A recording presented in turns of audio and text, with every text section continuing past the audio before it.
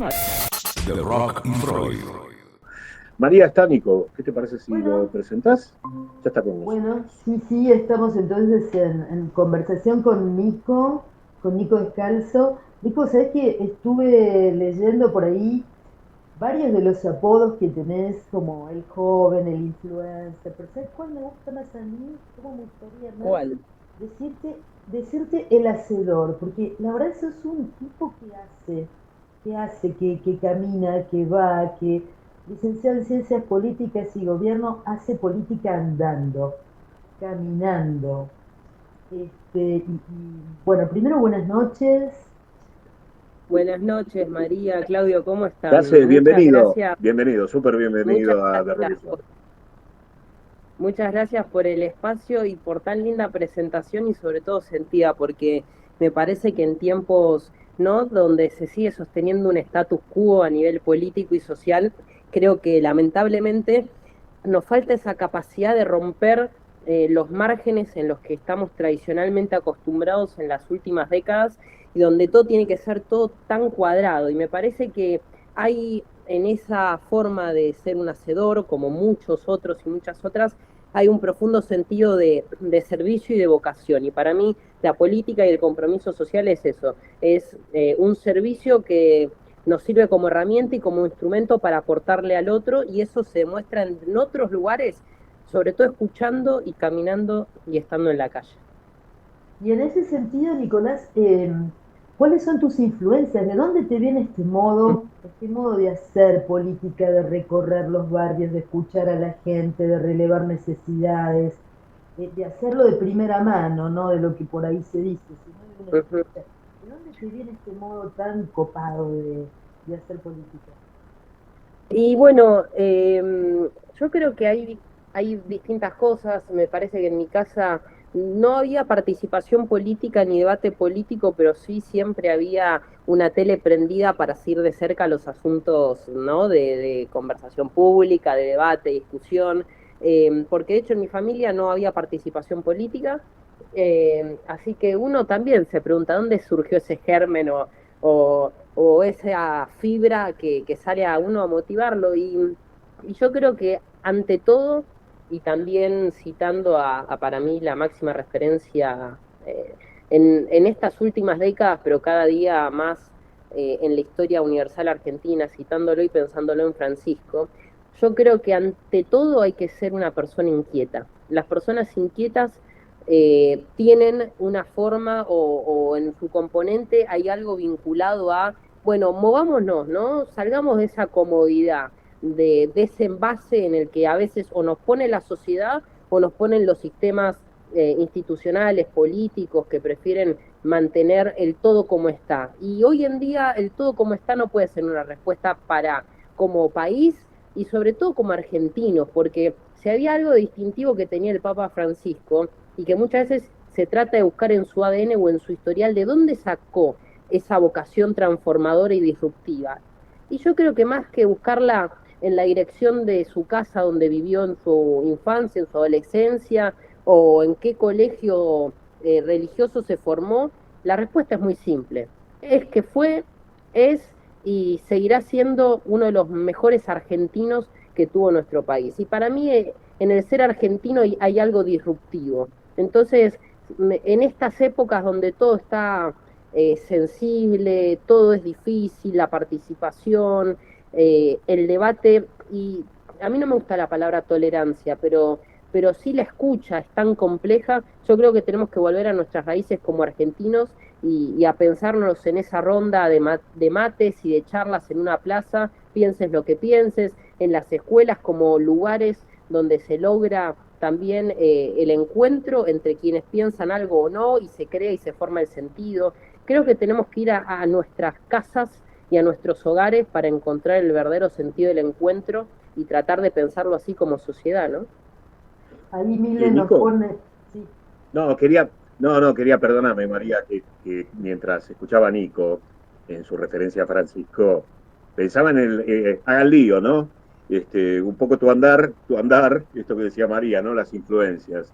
Tu andar por las calles de Buenos Aires tiene mucho que ver con hacer lío, el lío del bueno, ¿no? El lío que hay que hacer siempre. Tienen ese, qué sé yo, viste, ya que estamos hablando de Buenos Aires, y me parece que eso es, hay algo de eso, ¿no? Y también me pasa, yo soy porteño, ya sé que el programa se escucha a lo largo y a lo ancho de nuestra patria, pero yo también encuentro, no en esa mirada centralista o amba porteña, pero sí encuentro en que hay otros compatriotas de nuestra patria, de nuestro país, que tienen mucho orgullo por el lugar de donde vienen o de donde son o del que viven.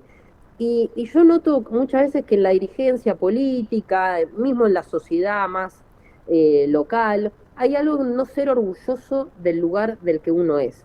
Y esta ciudad, más allá de también tener sus contradicciones y ser una creadora muchas veces, dependiendo quienes ejerzan el poder, de desigualdades, también es una ciudad maravillosa que le dio mucho y muchas personas y muchos líderes y referencias en materia política, en materia social, en materia cultural, una de las ciudades del tango. Entonces, yo creo que envolver a lo local y a la tierra de uno y al barrio y pensar el metro cuadrado no desde el metro de la indiferencia o el individualismo, sino desde el metro en donde uno tiene un compromiso con el que vive al lado. Porque si vos no tenés capacidad de ver el lugar en el que estás y pensar en el vecino de enfrente, en el de al lado, es muy difícil que tengas una mirada, ni siquiera ya uso términos No. colectivistas, comunitarias, digo de cierto humanismo. Claro, humana. Me encanta escucharte y coincido en todo lo que decís. Y ahí Mile nos puso la tapa de tu libro, Camino al Encuentro. Lo presentaste el año pasado, ¿no? El libro en 2025. Y la cultura del encuentro, bueno, es una práctica que tiene que ver con esto que vos estás diciendo, que exige redefinir relaciones, ¿no? Va Y por ahí. modos de participación. Y te quería preguntar, si bien esto lo leí para que se lo cuentes a la audiencia, los ejes fundamentales que vos tomas en Camino al Encuentro. Parte desde el principio de cuando nos tocó conocer a Francisco en el lanzamiento de la escuela Laudato Si en Roma, que la verdad eh, tiene muchos motivos de importante, ¿no? Era el primer viaje que uno tenía en avión y por ende todos los miedos, ¿no? De lo que significa el vuelo, primer viaje, qué sé yo, encima a Roma y encima a conocer a a la persona que exportó este país, ¿no? A mí me gusta verlo así. En el 13 de marzo del 2013, la Argentina le exportó al mundo un antídoto para todos los males que empezaban a germinar o a mostrarse como el individualismo, como la cultura del descarte o la cultura del sálvese quien pueda. Entonces uno iba a ver al argentino que no pudo ver del todo en su país, ¿no? De ese Jorge Bergoglio.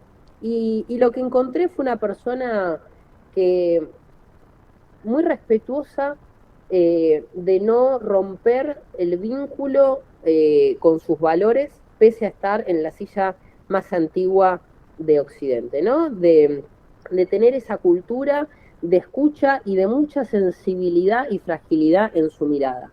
Y me acuerdo en ese pasillo, ¿no? Cuando llegó Francisco, se armó un pasillo con muchísimos pibes y pibas, y él pasaba con un amor y con un respeto hacia el otro y diciendo, yo no solo, o sea, ustedes no solo me vienen a escuchar a mí, yo los vengo a escuchar a ustedes.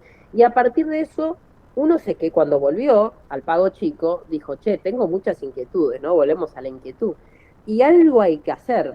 Y además de hacer lío, también hay que tratar de articular ese pensamiento y esas emociones y pasiones que generó Francisco en alguna plataforma. Y de ahí surge el libro. Y el libro tiene 4 o 5 ejes que son el diálogo político, la justicia social, la casa común y el diálogo intergeneracional. Yo creo que hoy en día el diálogo intergeneracional también es un antídoto y un instrumento que tenemos quienes somos más pibes para tratar de tender puentes en una sociedad cada vez más fragmentada y que segmenta por género, por edad, por color, por origen social, por lugar de nacimiento. Y en el diálogo intergeneracional, además siempre me gustó hablar con las personas mayores. Eso también hay algo ahí que me pasó de siempre querer escuchar al otro, porque creo que también es un desafío. El otro día discutía con una persona en un espacio, en un set televisivo, que me enrostró en la cara que tenía 50 años más que yo. Te Lo vi. vi. Ah, muy Lo bien, vi. muy bien, muy bien. Y claro, y entonces Ah, claro. cuando veo eso, más allá de decir, ah, pero mira, si tu argumento es un tema de la naturaleza y de cuando Dios y mis padres dispusieron de que yo venga al mundo, bueno, es una chiquilinada total. Entonces cuando corro de lado eso y pienso, qué lindo y gran desafío es tratar de estar a la altura de personas que tienen más experiencia que uno. Y para mí ese es un desafío, el diálogo intergeneracional, porque tenés las personas que lo utilizan de modo soberbio, pero también tenés de las personas que quieren tender un puente con generaciones que vienen para tratar de transmitir algo de lo que ya vivieron. Y eso me parece que está espectacular y que es un desafío, porque, y de hecho les cuento algo a ustedes, como si estuviéramos hablando en una casa, pero a todos los que están escuchando, que a mí me embolaba de forma importante la secundaria, porque viste como cuando se te arman dos mesas en los cumpleaños y en un lado los grandes y en otro lado los chicos.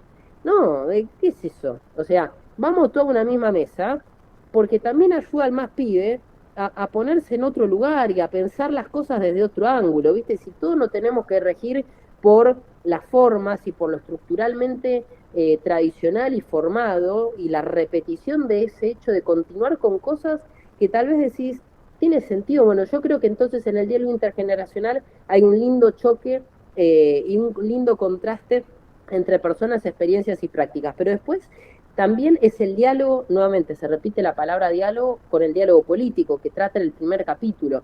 No hay posibilidad hoy en día de superar la fragmentación y las polarizaciones que ambos sectores, quienes representan lo peor de los valores y de las prácticas políticas y sociales y culturales en este país, y quienes también defendemos las causas nobles de nuestro pueblo, no podemos ver en la antagonía el relleno al vacío de ideas que hoy tiene nuestra sociedad. Porque muchas veces es, no, yo estoy en contra y me opongo al otro porque está en la otra punta. Y entonces se te acabó el único puente que puede conectar un lugar con el otro, que es el debate de las ideas. Si nosotros no tenemos capacidad de argumentar el por qué defendemos lo que defendemos, nos reducimos a solamente expresiones y a griteríos y a cosas que no sirven.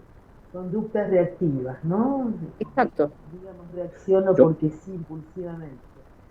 yo no es que quería preguntar algo, tengo ganas de preguntar algo, pero quería decirle a Nico que en ese debate absurdo, el debate que te plantea el tipo, por la cuestión de la edad, habría que decirle, además, vos hablabas de la experiencia de vida, no es una cuestión cuanti, es una cuestión quali, ¿no?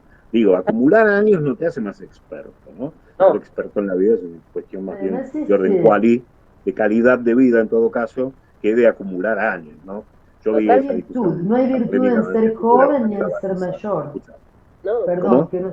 digo que no hay virtud en ser grande, Acumular ni años, en ser claro. joven, ni en ser... No, no depende de uno, como dice Nico, ¿no? En el momento en que mis padres decidieron que yo naciera, bueno, eso escapa a la voluntad de uno, al entendimiento, a la capacidad, no hay virtud en eso.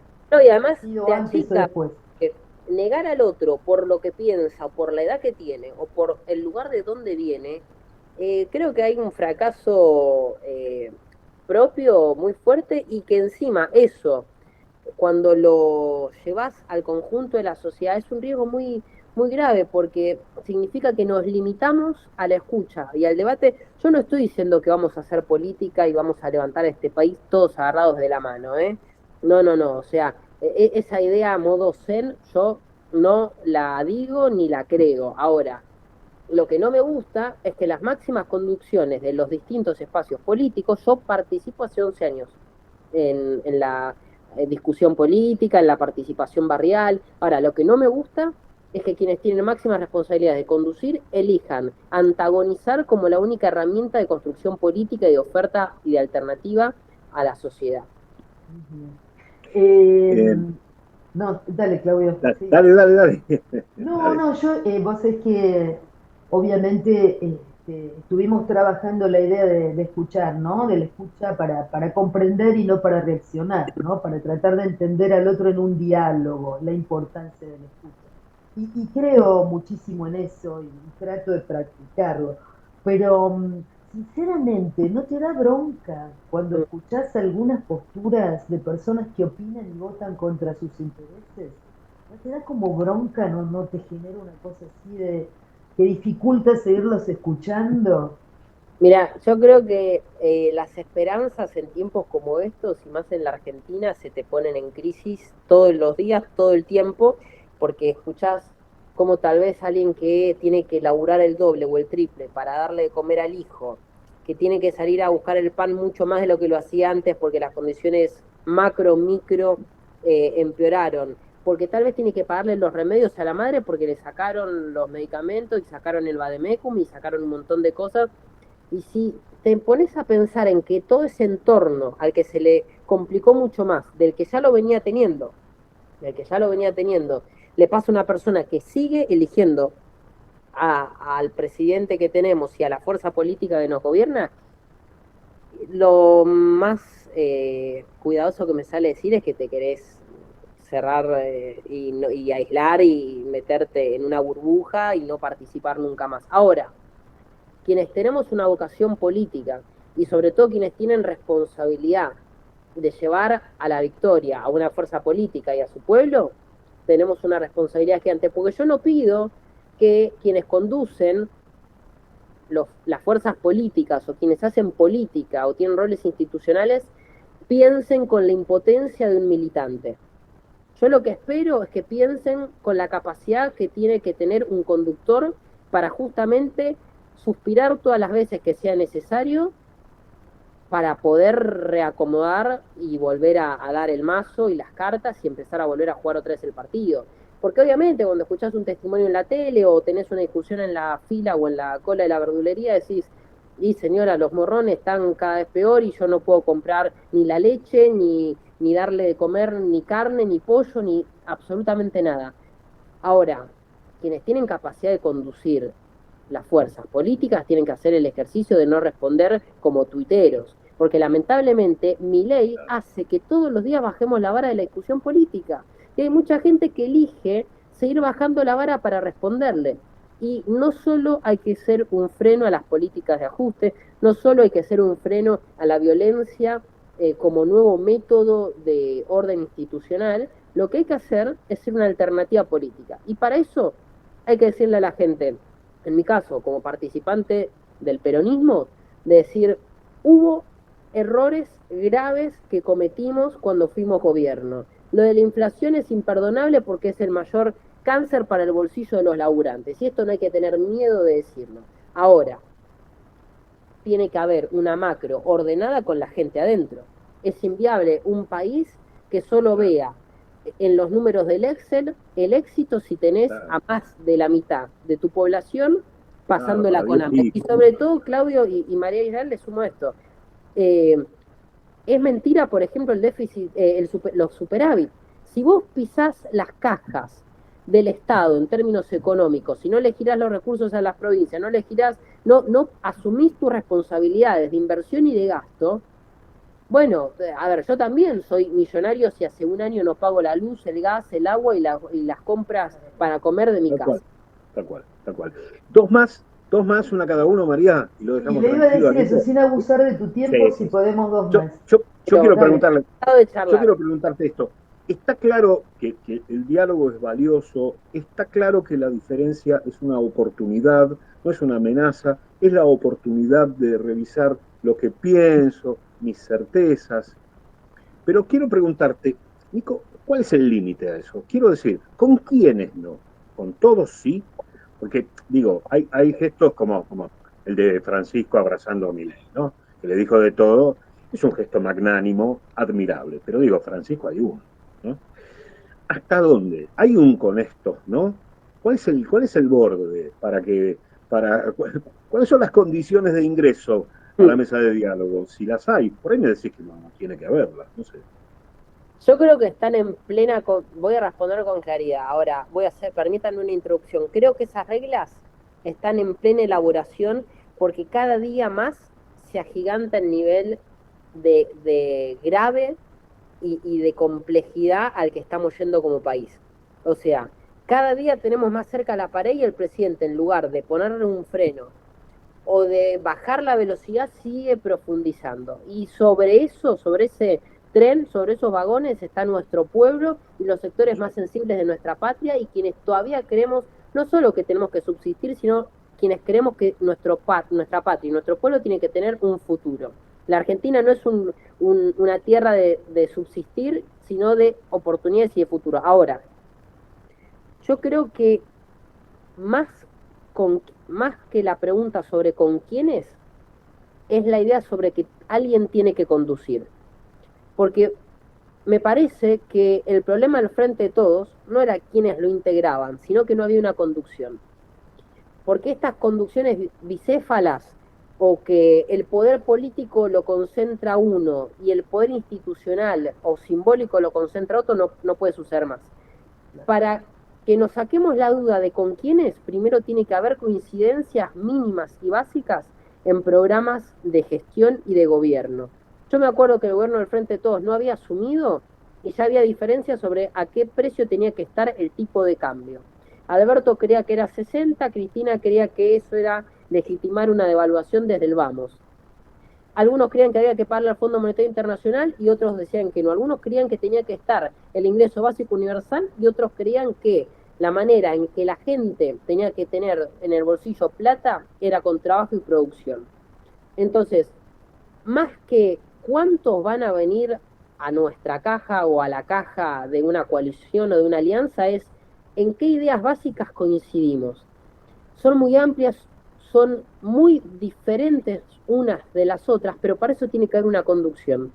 Y para eso tiene que haber unas pasos que legitimen a quienes decidan y definan conducir a una fuerza política y por ende, si ganan y ganamos, a la patria. Porque lo que no puede pasar, porque ¿cuál es el tema de tener tanta calidad y no tener un norte?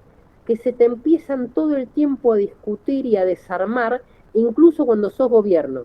Entonces tenés un ministro que, para reducirlo a espacios o a formas políticas, tal vez tenés un ministro de derecha conduciendo el Ministerio de Desarrollo Social, pero el viceministro es comunista, pongo extremos fuertes, ¿no? Y tal vez el subsecretario que tiene que bajar las políticas del ministro y del viceministro es independiente.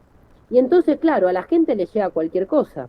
Entonces, empecemos a consolidar y a unificar una idea y un modelo de programa político y de gobierno. Y que sobre todas las cosas, quien lo conduzca sepa que nunca va a violar su acuerdo, su pacto y su voluntad con el pueblo. Eso para mí es la mayor garantía. La mayor garantía para frenar a quienes muchas veces después se terminan dando vuelta en los gobiernos que llegan en nombre del pueblo y para el pueblo, es que haya una conducción firme y consolidada y sólida, legitimada en las urnas, y que sea alguien que responda para estos lados y estos valores y esta forma de ver las cosas.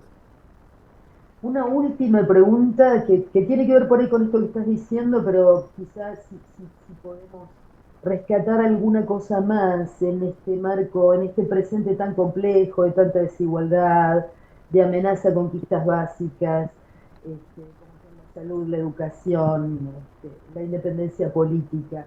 ¿Qué expectativa positiva podés generar? ¿Con qué expectativa positiva nos podemos quedar como para decir, bueno, vamos por ahí? Además de esto que comentaste, ¿con qué otra cosa nos puede traer como esperanza? A veces dicen que me zarpo y me sobregiro de optimismo y de esperanza. Eh, pero me gusta tratar de confrontar esa idea eh, con la profunda convicción de quien se sume en este momento a poner en discusión todo el sistema. Yo creo que vamos a ser o van a ser los que de alguna manera triunfemos. Creo que quien esté del otro lado y tenga la certeza de que así como estamos en los espacios políticos y en la convivencia y en nuestra sociedad como país, hay algo que hay que modificar y romper e incluso dejar de lado y ceder, porque yo no creo en que todos vayamos a un punto sin ceder nada, ¿eh? Para mí, quienes tenemos que involucrarnos, tenemos que ceder algo. Y sobre todo tener la voluntad de romper las estructuras que lamentablemente hacen de la política y de la vida institucional de este país algo oxidado y algo viejo. No quiero quedar como militante político viendo la realidad en términos analógicos. Si la política se queda viendo la realidad en términos analógicos, murió. Y yo no quiero que pase eso, porque decimos que la política es la mayor herramienta de transformación social y decimos que el Estado es la cara visible de esa política para hacer concreta y de manera efectiva las transformaciones y el bienestar y un pueblo feliz y una patria grande. Ahora, si no cambiamos algo, estamos en problemas. Y la mayor vocación y esperanza para creer que hay que estar metido en esto es que tenemos que ser profundamente transformadores. No nos quedemos en nuestra comodidad del metro cuadrado, en seguir reafirmando nuestras propias identidades, sino yendo al encuentro y a tratar de confrontar o por lo menos de debatir.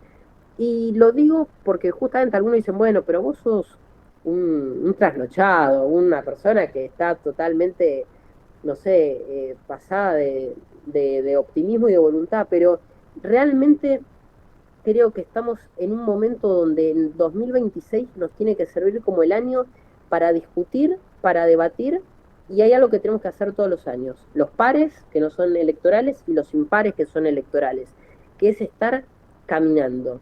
No hay manera mejor de ejercer la política que es en el contacto cotidiano y arriesgándose a que un vecino te pueda putear, te pueda felicitar o te pueda contar y tener la mayor de las confianzas como contarte cuestiones de su vida privada y su vida cotidiana. Esa es la mejor forma y es el mejor ejercicio de hacer política. Y cuando uno hace eso y ejerce la política de esa manera, encuentra mucha satisfacción, porque es el camino correcto. Bueno, Nico, me queda nada más que agradecerte. Ustedes. Y a Agradecemos disposición para cualquier otro viernes y si tienen algo presencial también para ir a donde. cómo no, Con cómo todo no. gusto. Como no sé que Todo estamos, gusto. La hacemos el- próxima en el estudio, con todo gusto, Nico. Canta. Genial, Todo. genial. Bueno, Nico, eso que te agradecemos, que estamos en Gracias. contacto permanente, que un lujo tu libro, que nos encantó, y que se Es lo una cábala, recomendamos. porque salen lindas charlas. La vez pasada también salió muy linda charla, así que vamos a ir viniendo para tener lindas charlas. Bueno, Dale, muchísimas dale. gracias, Nico, y No, es un lujazo. recomendamos Camino al Encuentro para toda la audiencia. Gracias a Gracias, ustedes, Nico. al equipo y a la audiencia. Un beso. Un abrazo Un grande. placer, un honor, Nico. Nos vemos Nos vemos. pronto. Gracias, muchas gracias. Muchas gracias, chao.